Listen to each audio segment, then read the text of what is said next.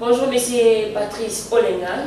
Bonjour, maman Jocelyne, vous allez bien? Oui, ça va. Vous êtes secrétaire général de l'ESICO, parti cher à l'honorable Dabongolé. La première question, la ville morte. Hier, aujourd'hui, vous faites tomber, vous laissez la population mourir de faim. Pour quel but vous dérangez toujours la population? On ne dérange pas, au contraire. Nous entraînons avec la population pour sortir du problème dont nous nous trouvons. Et le problème, vous savez qui est le problème? Mais il n'y a pas une autre manière de le faire. La population souffre, on vit au taux du jour. 2 jours à la maison, ça ne va pas. Il est vrai que la population souffre, mais j'espère qu'il y a, je pense plutôt, il y a un moment où nous devons faire des sacrifices pour enfin nous débarrasser, nous sortir de toutes nos souffrances. Mais on peut dire, on fait la ville morte, réussite ou échec. Bon, comme vous le savez, la ville morte est une réussite. Je suis sorti moi-même hier. En tout cas, j'ai vu très peu de circulation. Donc je peux dire que c'est une réussite totale. Malgré ce que j'entends de certaines personnes, c'est une réussite. Mais vous n'avez pas profité par rapport à cette psychose qui s'est passée le lundi. Vous voulez dire que non, les gens ont peur de ce qui s'est passé le lundi, mais ce n'est pas pour la ville morte. Bon, ce qui s'est passé lundi, c'est comme beaucoup le savent. Ce qui s'est passé lundi, c'est un montage du pouvoir. Nous ne sommes pas là pour faire des villes mortes et nous bagarrer. Au contraire, nous sommes là pour faire une ville morte, pour rester à l'intérieur de nos maisons et non pas pour sortir de nos maisons pour donner le prétexte aux gens de pouvoir que nous sommes là pour semer le désordre. Au contraire, on veut, par le silence, par les villes mortes, en restant à la maison, montrer au pouvoir que nous ne sommes pas du tout contents et que nous voulons vraiment tourner la page. Mais vous, on est déjà en cours du processus électoral, on enrôle déjà les gens. Vous demandez des villes mortes pour arrêter l'enrôlement. Est-ce que vous avez vraiment ce besoin-là d'avoir les élections? On veut les élections. Impérativement, nous voulons les élections. Et en ne faisant rien, ça va encore favoriser, aider le pouvoir à ne pas les organiser. Donc nous ne pouvons que insister sur cela, faire le forcing pour que nous puissions avoir ces élections qui sont encore possibles avant la fin de l'année. Oui, mais est-ce que la population, c'est ce que la population attend? Ce que la population veut le changement. La population veut le changement. Ils sont fatigués. La population a faim. La population est fatiguée. La population subit depuis plusieurs années un service qu'ils ne veulent plus. On veut vraiment tourner la page, avoir du nouveau qui puisse gouverner ce pays. Mais la population aussi en a marre des villes mortes. La population, c'est pas qu'elle en a marre des villes mortes. La population en a plutôt marre qu'on n'aille pas jusqu'au bout de nos villes mortes.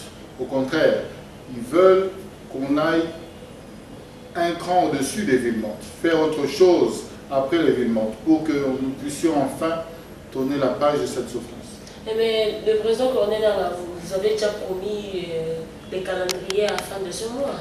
Il a promis, après être passé dans les chaînes étrangères, comme d'habitude, pour dire que les élections n'étaient pas possibles cette année.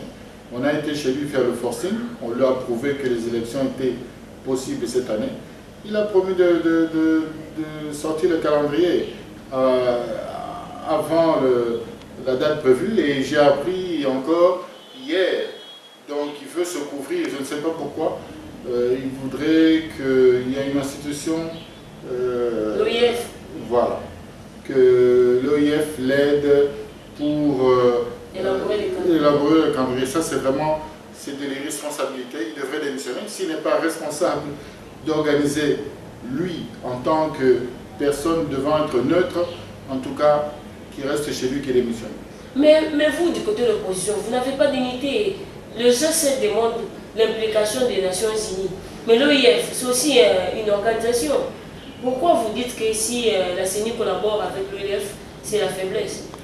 Nous, on intervient, on fait intervenir tous ces organes de l'étranger pour nous rassurer, pour être certain que les élections seront organisées. On ne le ferait pas, on ne l'aurait pas fait si la CNSA était réellement entre nos mains.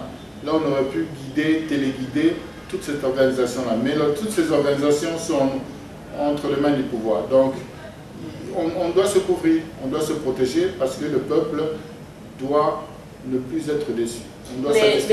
Mais si l'OIF accompagne la CENI, on aura un bon calendrier. Si l'OIF accompagne la CENI, si on leur laisse le pouvoir d'ingérence, là, on fera une réunion, on sera, je pense, d'accord. Après avoir fait la réunion, je pense qu'on sera d'accord. Mais ils doivent être impliqués, et non pas être seulement regardants sur ce qui se fera. Ils doivent être impliqués dans cette organisation-là. Merci beaucoup. On va parler des situations sécuritaires. Vous venez de l'évoquer d'ailleurs, en rapport à ce qui s'est passé le lundi récemment ici, et puis ce qui s'est passé avant, les évasions, Kamona Sampou, partout. À qui vous incombez cette faute? Parce qu'on vous accuse déjà d'être commanditaire pour ne pas vouloir les élections. Je pense que après avoir attaqué le président Moïse Katumbi, d'avoir amené des terroristes, et puis après c'était cette histoire de nationalité, maintenant il cherche la petite bête pour atteindre M. Félix Tshisekedi, président du Rassemblement, pour qu'il ne soit pas éligible, pour qu'on puisse le condamner et qu'on puisse lui créer des problèmes. Mais tout ça on le sait. Ce qui s'est passé lundi, c'était un montage. C'était un montage du pouvoir. Comment des gens qui sortent dans la rue, se disant de Mwananselmi, accompagnés par des policiers, on a vu les images, et comme par hasard, les gens dangereux qui viennent semer le trouble, tuer les gens, il n'y a pas de chars, il n'y a pas la garde républicaine, il n'y a pas de policiers, et nous, qui ne faisons qu'une ville morte en restant chez nous à la maison, il y a déploiement des chars. Là, c'est vraiment absurde. Il faut vraiment être stupide pour ne pas comprendre ce jeu-là. Mais il y a eu des policiers qui sont tombés. Comment vous dites qu'il n'y avait pas des policiers pour, si on peut dire, réprimer ces gens-là? Ce qui s'est passé lundi, malheureusement, il y a toujours mort d'hommes. Et ce sont des pauvres policiers qui n'ont même pas d'armes, qui tombent à cause d'une complicité dont tout le monde connaît. Donc ce sont des morts inutiles, des morts de trop. Donc la population doit comprendre une bonne fois pour toutes qu'est-ce que le pouvoir est en train d'essayer de faire pour instaurer leur état d'urgence. Ça, c'est connu de tous. Donc vous voulez dire que la faute au gouvernement, c'est le pouvoir qui organise toute cette insécurité qui se vit? S'il y a l'insécurité, c'est que le pouvoir n'est pas capable de nous sécuriser. Je pense qu'avec tous les militaires qu'il y a, tous les moyens qu'il y a, si le pouvoir voulait réellement sécuriser la population, elle pourrait le faire sans mal. Mais je ne pense pas que réellement elle veut le faire. Elle cherche un autre schéma pour s'éterniser au pouvoir. Mais la majorité dit que c'est comme si vous n'êtes pas prêt pour les élections. Nous ne sommes pas pour les élections. La preuve, nous avons des réunions, nous de notre côté, AR G7, on a eu une réunion autour d'une table. Je n'ai pas trop envie de m'exprimer sur cela. Ici, du côté de la dynamique autour de Félix Tshisekedi, il y a des réunions. Nous sommes prêts, plus que prêts pour les élections. Nous n'attendons que ça. Et j'étais content d'entendre maman Ève dire que les élections sont possibles avant la fin de l'année. Donc nous tous, nous sommes prêts pour ces élections. Mais le pouvoir ne veut pas avoir ces élections parce qu'ils savent qu'ils perdront. Mais les syndicats, vous refusez, tout vous refusez. Les gens qui sont prêts pour les élections ne peuvent pas refuser comme ça. Ou soit on dit que vous voulez un troisième dialogue ou vous voulez créer des situations compliquées afin que le président convoque encore un troisième dialogue. Le troisième dialogue, il n'y aura pas.